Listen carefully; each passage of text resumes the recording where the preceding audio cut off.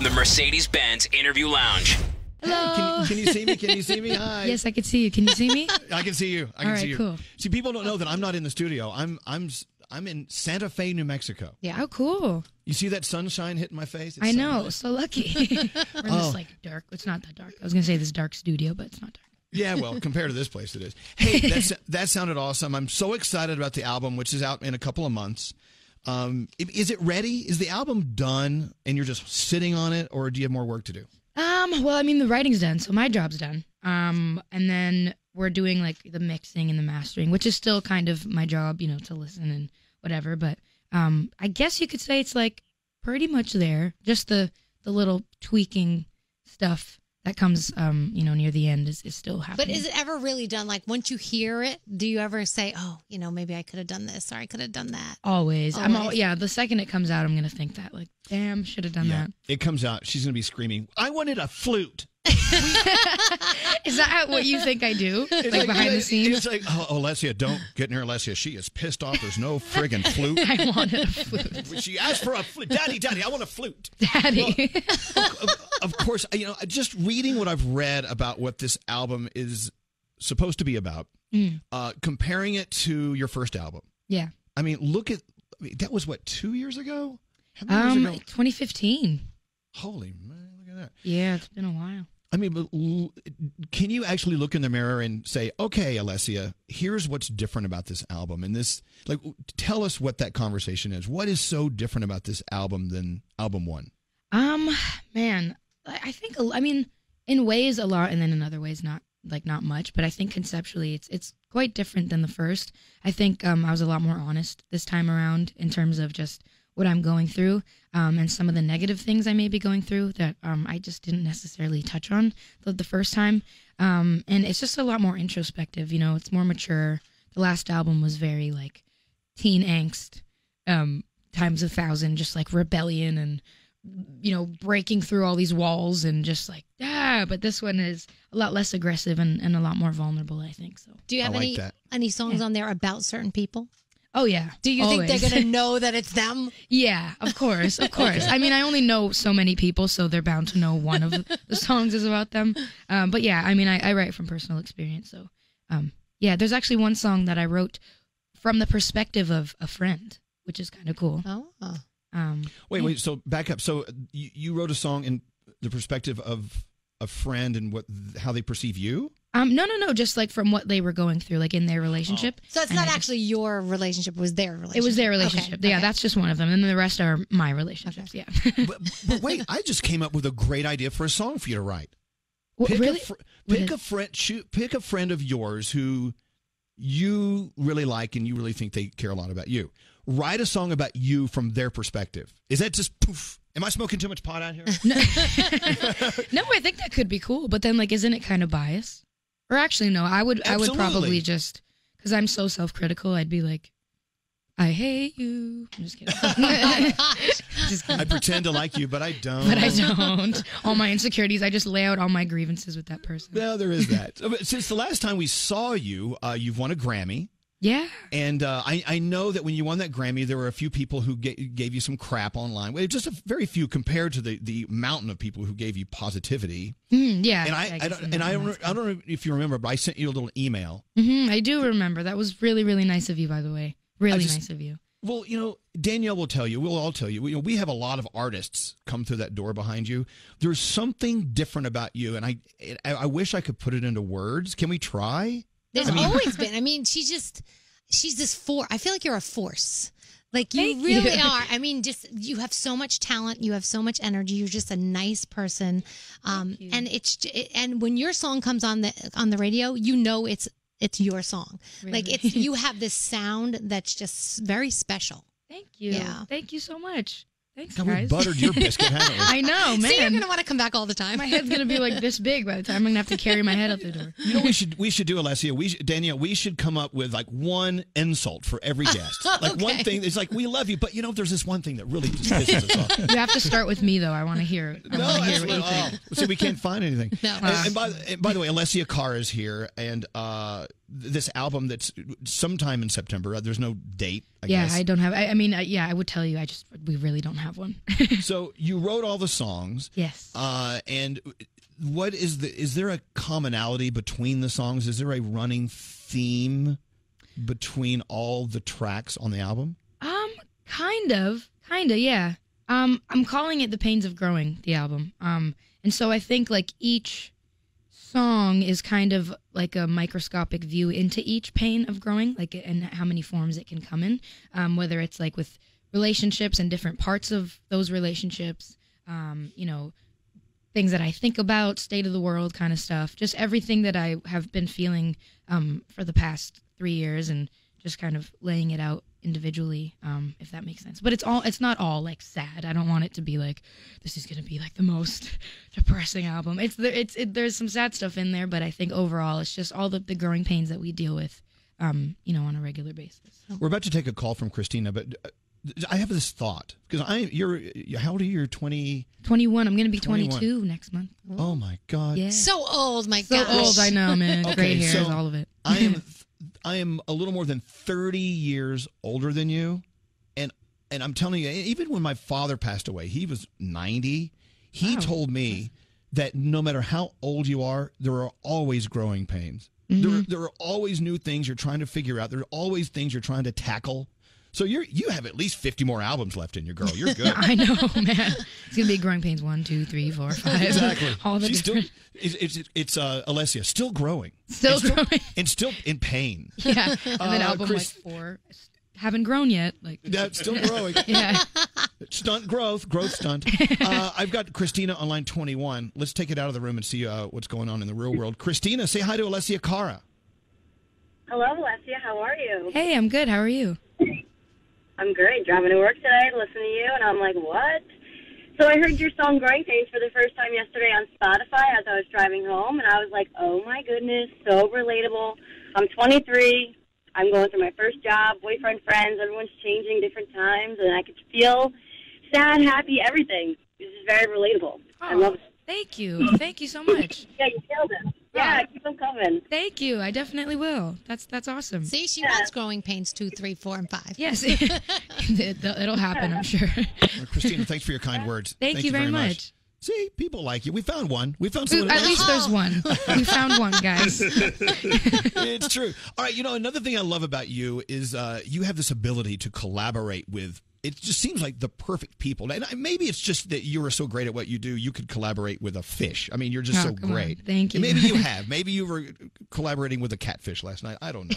Yeah. But I mean, when you look at all the artists like Logic and Troye Sivan, and I mean, all these artists, do you truly get like a charge out of the energy that's in the studio when you're writing, or at least performing with someone else? What's that feel like for you, solo versus a collaboration?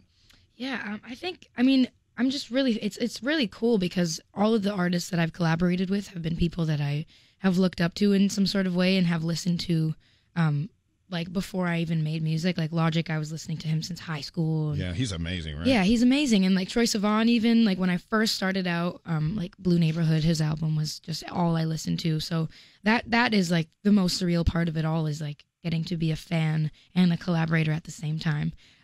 It's just like kind of blows my mind a bit, but yeah, there's like a different kind of energy because you get to like breathe new life into these people's songs, and just like it's also kind of scary because you hope that you do them justice, but yeah, it's really, really cool. I love doing that kind of stuff. Can you just pick up the phone now and be like, hey, so-and-so, I want to collaborate with you? Kinda. I don't do that very often. I usually get on other people's songs because I'm way too nervous to be like, do you want to be on mine? So I just don't ask anybody, but maybe soon I'll. And talk about energy with collaborations. Zed, G-Eazy. Yeah, all of that. They're so cool. Yeah, the Zed song in particular was like very different for me. Sonically, but I think it still had some sort of a meaning, which is why I was like, got on it, because I thought it was cool. But yeah, crazy. So Alessia, do you find yourself in a comfort zone, or do you ever do you strive to do things that make you a little uncomfortable? And do you think, is there something on the horizon for you that you really want to tackle, but you just don't have the guts to try it yet? Do you know what I'm talking about? Do you have anything like that?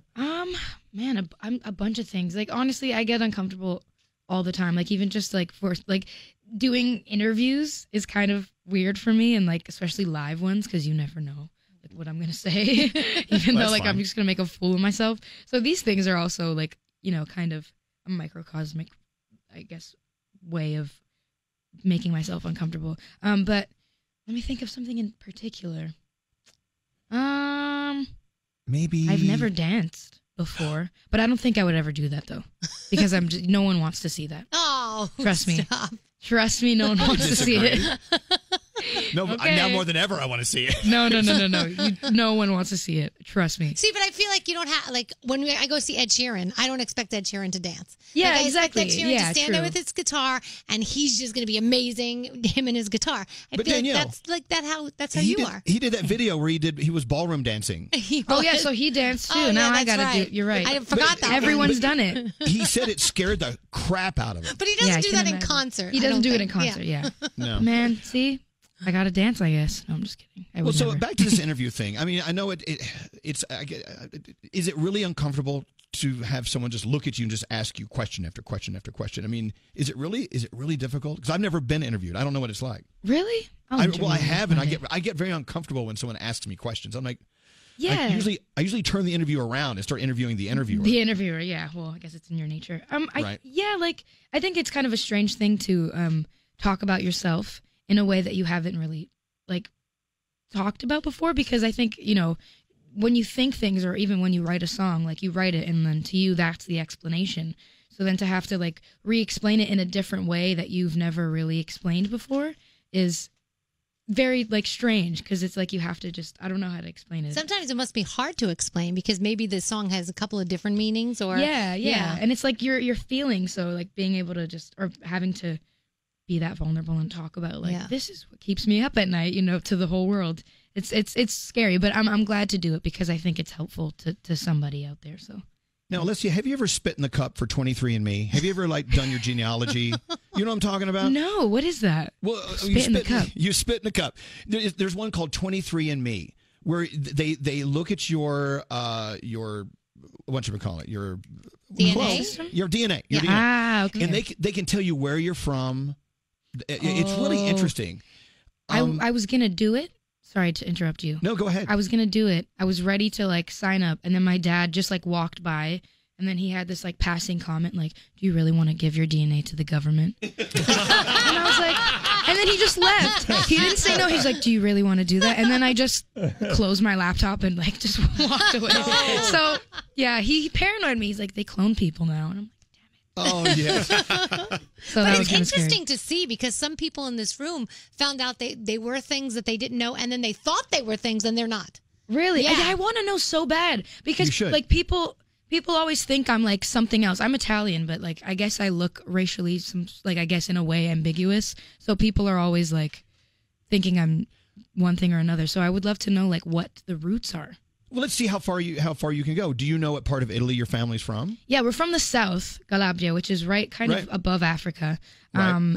And I think maybe it was, I don't know if it's my great-great-grandfather or one of the greats. I think great-great-grandfather was from Africa. Right. But I've never seen a picture of him. I don't know what he looked like or what ethnicity he was. Well, that's the thing. You know, Sicily and the south of Italy, southern Italy. Now, those areas were definitely under siege from all sorts of different people from different lands, including Africa. Mm-hmm, and yeah. So you have like a great, beautiful, exotic mix in there. So you should celebrate that. So Thank go you. spit in the cup. Don't tell your dad. But I will. do you go to Italy? Do you speak Italian? I do, yeah. Yeah. I try to go as often as I can. See, I can only order on the menu. That's as far as I can get. I can That's not- fluently. I'm so great. You can at- fluently order spaghetti. fluently order. Oh, absolutely. That's No, awesome. I That's can all do you it. need, really. Really all you need. But I've always been sort of curious about my background. I know a lot of people in the New York area. They can tell you what street their grandparents lived on in Sicily. You know what I'm saying? Mm-hmm. I know that we're a bunch of Scottish people who came through Kentucky. It's like the most weird, who knows kind of thing. But I don't know. I want you, despite what your dad tells you and how he scares you, you should look into go spit in a cup. I will, actually. I'm going to do it. All right. So what is next for you? The album's coming out, so I'm assuming a tour is shortly after? Yes, we're hoping for January if the album does come out in September. And then, yeah, I'll just be gone for the next million years. Yeah. Be on the road for a while. Yeah, right. But A tour is a lot of work. I mean, it really is. it is, yeah. They're hard. I'm not gonna lie. They really take a toll sometimes, but they're fun at the same time. So you see a difference in your music in the new album. What about in the tour? Are we talking about pyrotechnics and marching bands and like farm animals and stuff? I mean, camels? Farm animals. Farm animals, my God. Yes, actually, no, I'm just kidding. I think I haven't really reached that point yet of like exactly planning, but I think I want to maybe make it a bit more simple, artistic, and more sophisticated, because that's just been like the look of, the album and the cover and all of that stuff. And my performances, I only did it once, but I did Fallon yesterday, and I performed in the big suit that's on the cover art, and so I think that'll be kind of the running vibe. Very nice. Well, there you go. Yeah. Alessia, you always have a seat in this room, and your music is just beyond. And this is why I love the interview. This is why I'm hoping you continue to do interviews, is because it really makes your music even that much more special when we hear it. Because now we know where it's coming from. You have a little party girl voice today. Were you out playing? No, well, I mean, the closest thing to a party we got to yesterday was we all like gathered around and watched Fallon, and then we were all screaming because I shouted out my sound tech Leo, or my stage tech Leo, and then we were just screaming for him because he got so excited. So when Jimmy said his name, we were all like, yeah! And then we got a noise complaint. You got a noise complaint. We got a noise complaint. Good for you. Yeah. You know what? If that's as wild as it gets, that's fine. Yeah, I know, right? That's really as wild as it gets.